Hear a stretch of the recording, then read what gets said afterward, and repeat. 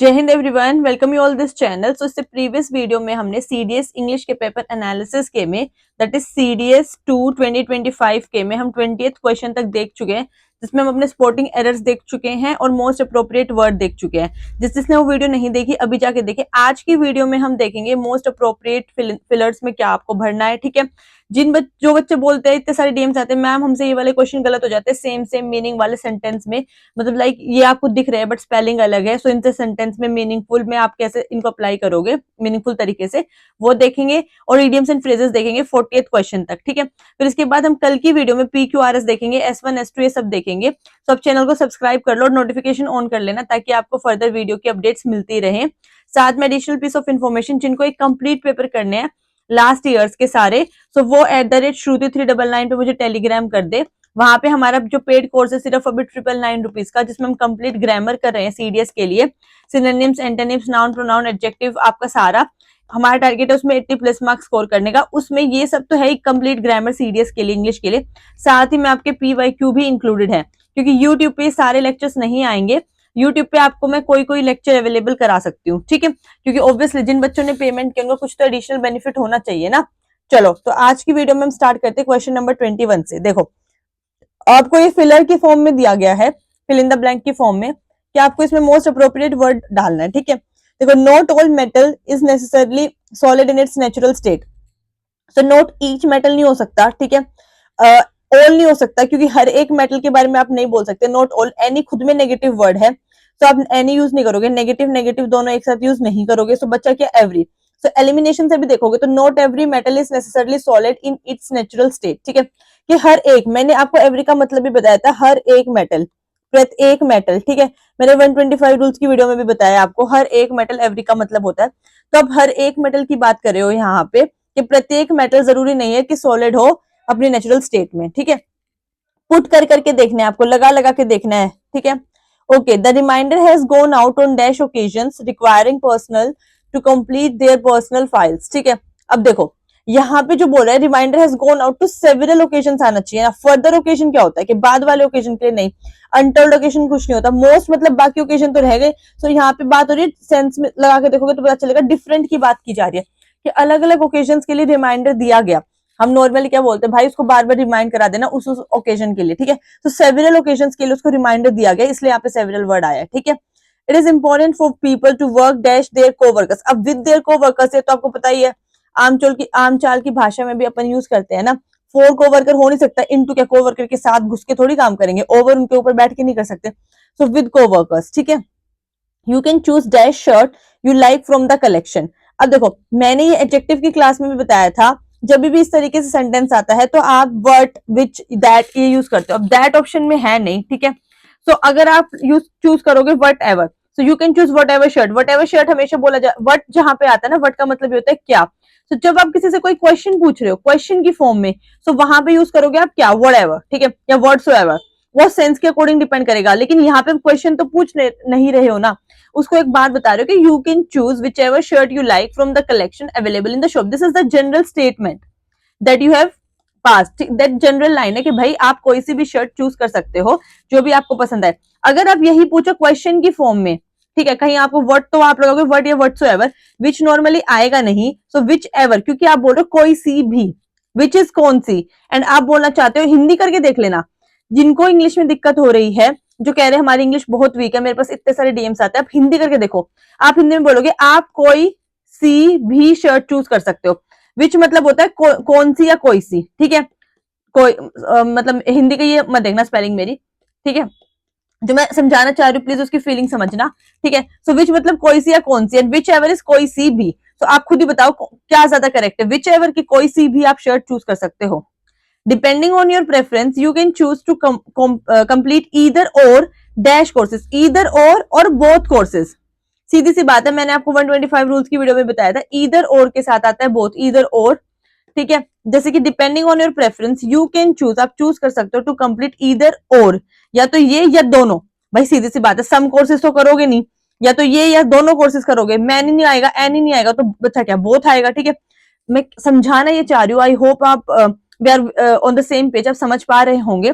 ये कह रहे हैं कि आपके प्रेफरेंस के अकॉर्डिंग आप चूज कर सकते हो टू कंप्लीट करना ईदर, या तो ये या दोनों, यही बोलोगे ना हिंदी में, या तो आप इसको कर सकते हो या ये दोनों कर सकते हो, ठीक है। ऐसा नहीं हो सकता या तो ये या एनी, कोई भी नहीं हो सकता, या सम नहीं हो सकता, या मैनी नहीं हो सकता। आप देख लो इन तीनों की जो वैसे भी एक तरीके से फीलिंग है ना वो सेम है। सम मतलब कुछ, मैनी मतलब बहुत सारे, एनी मतलब कोई भी, है ना। तो कोई भी स्पेसिफिक चीज के बारे में बात नहीं कर रहा, बोथ में आप दोनों की बात करो, इसलिए यहाँ पे आएगा दोनों, ठीक है। ओके नेक्स्ट, अब यहाँ पे हमारे आते हैं कि हमें बताना है ये जो आपका वर्ड है ये सही सेंस में यूज किया गया है या नहीं। She quietly stored all her sacred memories in her private dairy. Dairy क्या होता है? डेयरी इज डेयरी, दूध जहां से आपको दूध मिलता है, डेयरी। डेयरी में थोड़ी स्टोर करते हैं, डायरी में स्टोर करते हैं, DIARY, डायरी। यही छोटी छोटी चीजें जो आपको पेपर में पकड़नी है। सो डेयरी इज रॉन्ग। यहाँ पे जैसे ही आपने फर्स्ट को एलिमिनेट किया चले जाएंगे। अब देखो आपको ऑप्शन एलिमिनेशन से खेलना है, ऑटोमेटिकली 2 करेक्ट है, तो पेपर में फालतू में टाइम वेस्ट मत करना। 2 को ऐसे बिल्कुल वहां पे देखने मत लगना, आपने देखा 2 करेक्ट है, एक बार रीड कर लो। The proceedings of the meeting went on and were quite dreary, ठीक है। तो यहाँ पे करेक्ट हो जाएगा। अब ये नेचुरली करेक्ट है, ठीक है, तो इस पे ज्यादा आप 3 बार मत करना, सोचने मत लगना। नेक्स्ट पे जंप करो। अब आपको थर्ड पे देखना है, क्योंकि फर्स्ट और लास्ट ऑप्शन एलिमिनेट हो चुके हैं। They always bought their milk products from the local. A dairy क्या होता है? यहाँ पे आना था आपका डेयरी, यहाँ पे ये डेयरी आना था, तो ये गलत हो जाता है आपका थर्ड वाला। तो option 2 is the correct answer, ठीक है। Okay, bread, beard and brood. देखो ब्रेड मतलब होता है चोटी, मैंने लिखा भी होगा यहाँ पे, ये रहा चोटी, ठीक है। The engineers were asked to braid the river by, braid the river, चोटी से रिवर कैसे होगा? तो यही गलत हो गया फर्स्ट वाला तो आपका, तो हटा दिया हमने। वाइस मैन दे से often sport a beard, beard मतलब दाढ़ी होती है आपकी, तो ऑब्वियसली वाइस मैन के ऐसा बोला जाता है, वाइस मैन होता है जिनपे बियर्ड होते हैं, दाढ़ी होती है। तो second is correct by default. अब थर्ड पे में जुआ खेलना है अपना। Among certain avian species, the male are known to brood the eggs laid by females. Yes, brood मतलब brood pouch, जैसे कैंगारू का होता है, हमने साइंस में भी पढ़ा है, बायोलॉजी में। अगर कैंगारू होता है ये, उसके पास ब्रूड पाउच होता है जिसमें वो अपने बेबी को कैरी करते हैं, ठीक है। तो ऐसा बोला गया है कुछ सर्टेन स्पीशीज में, एवियन स्पीशीज में कुछ आपके जो मेल्स होते हैं वो एग्स को कैरी कर लेते हैं, फीमेल्स देती है, वो बोलते हैं मैं भाई, उसने सीधी सी बात है, फीमेल ने अंडे दे दिए तो एग उनको एटलीस्ट ब्रूड तो कर सकता है, रख तो सकता है ना अपने पास, तो थर्ड करेक्ट हो जाएगा, ठीक है। ओके, देखो आप ऑप्शन एलिमिनेशन से, मैं ये नहीं कह रही ये दोनों आप 100% करेक्ट करके ही आओगे, लेकिन अब 50-50 पे तो आ गए। मुझे ये बता दो, इनमें अब तक आपने इतने क्वेश्चन हमने ये जो किए हैं, इनमें बताओ मुझे आपने कौन सा ऐसा वर्ड देख लिया जो आपको पता ही नहीं था, बिल्कुल आउट ऑफ द बॉक्स आ गया, आपका मतलब ही नहीं पता था दूर दूर तक, या कभी आपने सुना ही नहीं था, कोई नहीं था। ये पांचों आप कर सकते थे, और ये दोनों आप ऑप्शन एलिमिनेशन से एटलीस्ट 50-50 पे तो आते, तो मैं मान लेती हूँ एक सही कर देते, एक गलत कर देते, तो भी आप नेट प्रॉफिट में ही रहते ना। सिमिलरली यही बात मैं आपको कल की वीडियो में यहाँ तक समझा रही थी। तो मुझे नहीं समझ में आ रहा है आप लोग कहाँ कैसे मॉक टेस्ट में क्या ऐसी गलतियां कर दे रहे हो, इसलिए मैं मॉक टेस्ट वालों पे कमेंट नहीं करी, वो हर इंस्टीट्यूट अपने हिसाब से बनाता है। बट PYQ में आपको प्रॉब्लम हो रही है तो आप मुझसे कांटेक्ट करो, ठीक है। टेलीग्राम आईडी @Shruti399 पे, वहां पे आप, ये सिर्फ 999 का कोर्स है यार, इतना तो आप कहीं बाहर जाओगे ना, आप वैसे पैसे खर्च कर दोगे, आपने 2 शर्ट ले ली, ठीक है, समोसे चाट पकोड़े खा लिए, लेकिन यहाँ आपकी लाइफ का सवाल है, ठीक है। उसमें मैं अपने स्टूडेंट्स को पर्सनली 1-to-1 ऐसे ही गाइड करती हूँ, एक एक चीज समझाती हूँ, बिल्कुल जैसे आपको यूट्यूब पे बता रही हूँ। बट टाइम कंस्ट्रेंट है ना यार, और जिन्होंने फीस पे किया आप लोग भी समझते हो, उनके साथ डिस्क्रिमिनेशन नहीं होना चाहिए। तो सारी वीडियोस में आपको फ्रीली अवेलेबल आउट नहीं कर सकती, नहीं तो उन लोगों के लिए वो चीज सही नहीं रहेगी, है ना। सो दैट्स वाई मैं कह रही हूँ सिर्फ 999 रुपीज है, बाकी आप लोग अपने हिसाब से देख लेना, क्योंकि मैं चाहती हूँ कि हर बच्चा जो है मेरे साथ जेन्युइनली जुड़ा हुआ है वो एग्जाम को क्वालिफाई करे, चाहे उसका फर्स्ट अटेम्प्ट हो, चाहे लास्ट अटेम्प्ट हो, सेकंड थर्ड कोई सा भी अटेम्प्ट हो। और मैं इसी, यही मेरा पढ़ाने का तरीका है, मैं इतना इजी कर देती हूँ, ब्रेक डाउन कर देती हूँ चीजों को तोड़ तोड़ के, कि आपको लगेगा ही नहीं कि वो मुश्किल है। अब आते क्वेश्चन नंबर 28 पे, अब आप इस पे देख लेना, ठीक है। ओके, सबकी प्रोनाउंसिएशन ऑलमोस्ट सेम रहेगी, आपको नहीं आती छोड़ो, बाहर में जाए प्रोनाउंसिएशन, ठीक है। लेजेंड मतलब होता है यहाँ पे वूंड, क्या मतलब होता है वूंड मतलब घाव, लेजेंड मतलब होता है यहाँ पे आर्मी, ठीक है। यूएसए में नॉर्मली जो फॉरेन कंट्रीज है वो लोग आर्मी, लीजन आर्मी इस तरीके से यूज करते हैं वर्ड को, ठीक है। दिस इज लेसन, ठीक है। The scan of the affected area indicated the presence of a life threatening lesion, ये ठीक है, मतलब ये जो है इन्होंने यहाँ पे बात की गई है कि भाई जो अफेक्टेड एरिया था उसका जो स्कैनिंग की गई लाइफ थ्रेटनिंग लेजियन की, दिस इज करेक्ट, ठीक है। He had a legion of followers who hung on his every word, तो यस ठीक है, उसके पास लीजन ऑफ फॉलोवर्स मतलब एक उसकी खुद की आर्मी है जो उसके हर वर्ड को सुनती है, ये भी ठीक है, ठीक है। अब आगे आते हैं, it is important to lessen the burden of others as we venture through life, no this spelling is wrong. Lessen जो होता है ये आपका इंग्लिश वाला लेसन, ठीक है, यहाँ पे आना चाहिए था LESSEN लेसन वाला लेसन। ठीक है, तो अगर आपको थर्ड भी पता है ना इनकरेक्ट है, तो थर्ड हटा दोगे। आपको पता है सेकंड और फर्स्ट, सेकंड भी पता है आपको करेक्ट है ना, तो सेकंड करेक्ट है तो ये वाला हो नहीं सकता, तो भैया 50-50 पे आ गए, देखो आ गए ना। अब यहाँ आपकी किस्मत वर्क करेगी, तो इसका आंसर रहेगा ए फर्स्ट। ठीक है, okay. Depose, depose is remove, हटा देना, बेसिकली अपने आप से अटैच कर देना, detach not de attach, this is detach. ठीक है, the director asked the actor to depose himself and instead act naturally, yes. वो कह रहा है भाई अपने आप से हटा के उसको बोला नेचुरली एक्ट करो, सो दिस इज करेक्ट। ठीक है, the people are enthusiastically declaring that they deplore the salutary impact of the decisions taken by the administration. Deplore, deplore मतलब condemn करना, बेसिकली उसको छोड़ देना, त्याग देना एक तरीके से। एक चीज और, अब सिनोनिम एंटोनिम के लिए आप एक वर्ड लिख लो। जरूरी नहीं है कि आपको अगली बार जो डिप्लोर मिलेगा वो इसी तरीके से मिले, बट अब आपने PYQ किया है, तो ये डिप्लोर वर्ड आपको सिनोनिम्स एंटोनिम्स में मिल सकता है, कंडेम्ड मिल सकता है उसका सिनोनिम। ठीक है, so this is correct, yes. उन्होंने बोला कि भाई आप इस चीज को त्याग दो। सो अब याद रखना, ये सिनोनिम एंटोनिम में भी आ सकता है और ऐसे ही आता है, इसलिए बोलते हैं PYQ का एक एक ऑप्शन करना, जैसे मैं करा रही हूँ इसी तरीके से। Under extreme circumstances the government can deport someone from a country to a country, तो प्रीपोजिशन ही गलत है, ठीक है, सेंटेंस ही गलत है। और सर्कमस्टांसेस में government can deport someone from, deport थोड़ी करते हैं हम किसी कंट्री से, एक्सट्रीम सर्कमस्टांसेस में लेके आते हैं, इंपोर्ट करते हैं। जैसे अभी जब आपका कोई भी इशू चलता है, ठीक है, पर्टिकुलर कंट्री में, अफगानिस्तान में, तो हम अपने इंडियन पीपल्स को वहां से लेके आए ना, इंपोर्ट करके लेके आए, डिपोर्ट थोड़ी कराए वहां पे। तो थर्ड वाला वैसे ही गलत हो जाएगा। So first and second is the correct answer. Bet, bet, bet, अब तीनों एक जैसे दिख रहे हैं, ठीक है, सुनने में। बेट इज होल्ड, होल्ड करके रखना, पकड़ के रखना, ग्रैब करके रखना। ठीक है, बेड, आपका बेड मतलब गुड बाय होता है। अभी मैं बताती हूँ। Those who had gathered for the unwilling were asked to bait their curiosity, मतलब अपनी क्यूरियोसिटी को पकड़ के रखो, दिस इज करेक्ट। ठीक है, they set the bait to capture the leopard for tagging, वही बेट, चारा, आपका चारा। ठीक है, मछली को पकड़ने के लिए हम जो चारा डालते हैं वही बेट है ये, तो ये भी ठीक है। He reluctantly bade goodbye to his belongings, से मैंने गुड बाय आपको बता ही दिया है, तो ये हो गया आपका 1, 2 एंड 3। ओके, अब आते हैं हम अपनी idioms एंड phrases पे। Someone's ears are flapping, मतलब किसी के कान हिल रहे, इसका मतलब क्या है? Someone desperate to eavesdrop on a conversation। यार आप हिंदी करो इसकी, किसी के कान हिल रहे हैं मतलब कोई ध्यान से उस बात को सुनना चाहता है आपकी, कोई कान लगा के सुन रहा है ना। अब मतलब पढ़ो जरा, स्टेटमेंट्स पढ़ो। Someone in a state intense agitation, agitate क्यों होगा भाई? वो एजिटेट मतलब गुस्सा, एंग्री क्यों होगा? नेगेटिव, बिल्कुल खराब। ठीक है, someone in a state of heightened excitement में क्यों होंगे? कान, कभी आपने सुना है आप बहुत एक्साइटेड, आपके कान हिल रहे हैं? नहीं ना। Someone embarrassed at being caught in the act of lying, line का यहाँ दूर दूर तक कोई लेना देना है नहीं, तो आप एलिमिनेट भी करते हो तो भी आप पहुंच गए सी तक। मुझे इडियम्स एंड फ्रेजेस तो इतने अच्छे लगते हैं, आप उनको थोड़ा सा फीलिंग से जज करोगे ना तो आपको आंसर मिल जाएगा। ट्विस्ट ऑफ द नाइफ, देखो एक एक पढ़ते, slicing through the difficulties that one faces in life. क्या आपने डिफिकल्टीज फेस की जो आप अपनी लाइफ में फेस कर रहे हो? तो नाइफ का डिफिकल्टी से यहाँ पे क्या लेना देना, और वो भी स्लाइसिंग करके। So wrong. To accept defeat in face of enemy and defeat का कोई लेना देना है ही नहीं। ट्विस्ट ऑफ द नाइफ मतलब कोई चीज थी, कोई प्लॉट था, वो सीधा सीधा था, और फिर कुछ आपने बैड फील किया, वर्स फील किया, कुछ ट्विस्ट आ गया बीच में एकदम से। ठीक है, the last thrust of a difficult operation, एक बारी के लिए हम कंसिडर कर सकते हैं कि भाई लास्ट लैप में कुछ डिफिकल्टी आ गई, ओके, लेकिन फोर्थ ऑप्शन पढ़ेंगे पहले हम। To make someone who is already feeling bad feel worse with one's words और actions, yes this is correct.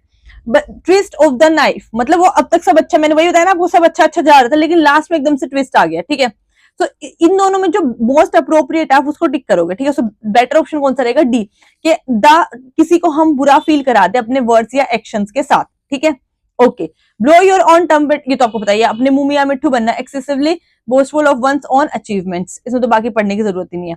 Get under someone skin, इसमें देखो इसमें आएगा एजिटेशन, अनॉय, इरिटेशन होना। ठीक है, he is getting on my nerves, ठीक है, कि भाई वो मुझे इतना इरिटेट कर रहा है कि बेसिकली वो मुझे जीने नहीं दे रहा है। तो टू अनॉय और इरिटेट समवन इंटेंसली। ठीक है, okay. Many hands make light work, ये तो आपको पता ही है, 10 का हाथ लग जाता है तो वो काम इजी हो जाता है। So many people helping can help accomplish a task quickly. ठीक है, बाकी ऑप्शंस भी देख लो। Many people working together can light a new path, अब बताओ ये क्या, अगर बहुत सारे आदमी मिलकर काम करते हैं क्या वो न्यू पाथ की खोज कर सकते हैं? यहाँ पे इसका कोई लेना देना है नहीं है। ठीक है, next. Many people working together can make work non serious, ये तो कतई गलत। Workers light up the work they undertake, ये भी गलत, तो ऑप्शन कौन सा रहेगा? Correct B. A bird in hand is worth two in the bush, मतलब बेसिकली जो आपके पास है आप उसी में खुश रहो। What we have is always more valuable that what we have a chance of getting.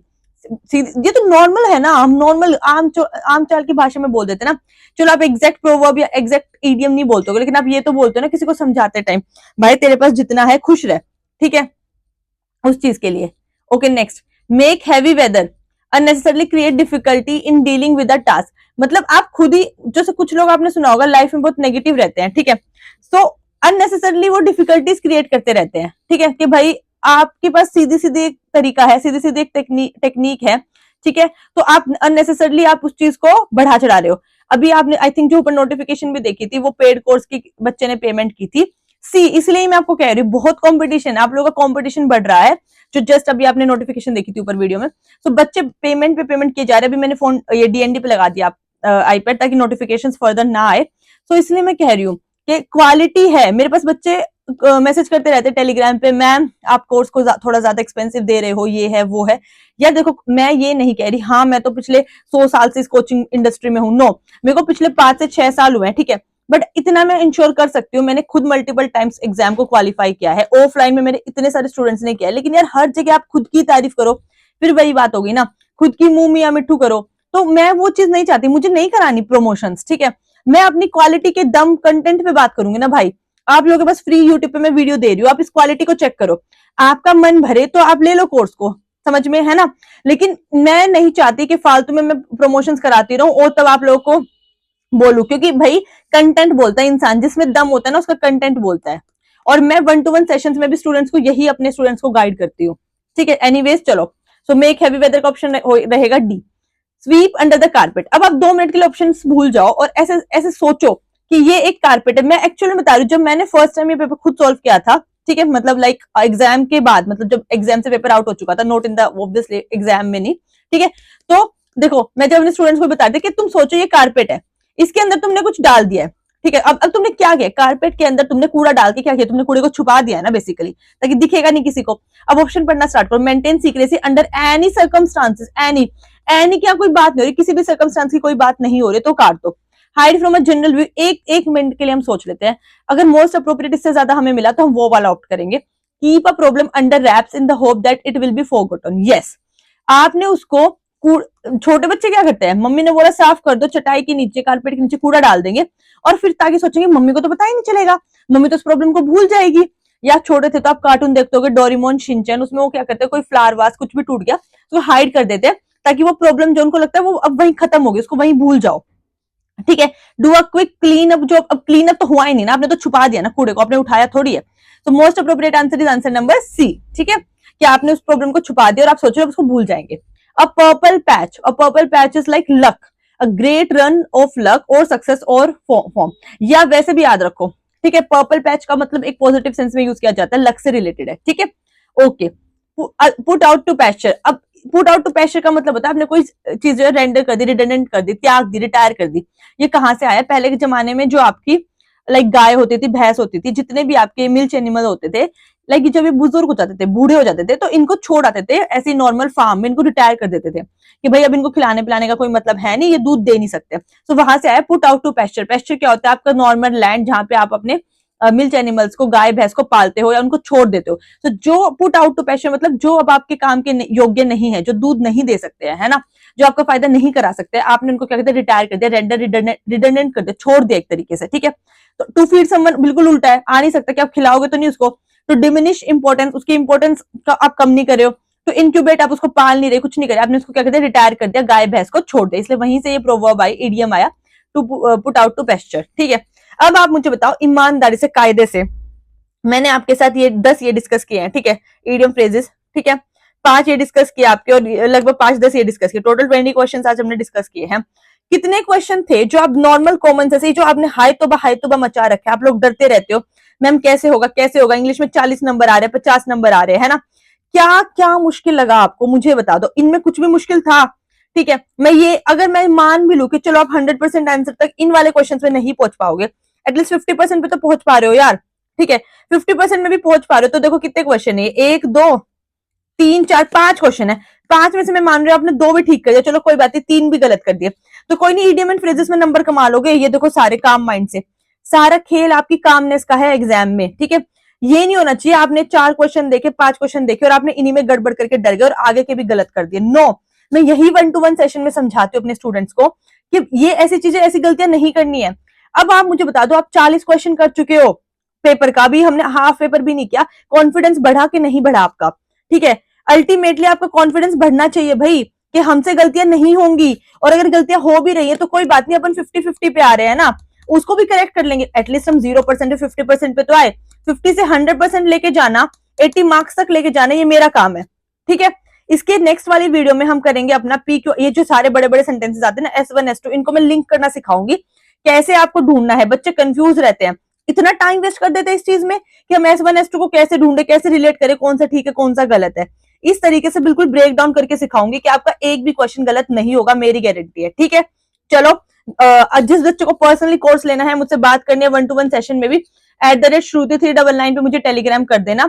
हमारे कोर्स का प्राइस रहेगा 999 रुपीज, जिसमें हम कंप्लीट सीरीज के लिए grammar, noun, pronoun, adjective, adverb, आपका सब सिनोनिम, एंटोनिम और ये सारे PYQs करने वाले हैं। ठीक है, चलो अच्छे से पढ़ाई करो, please like share and subscribe.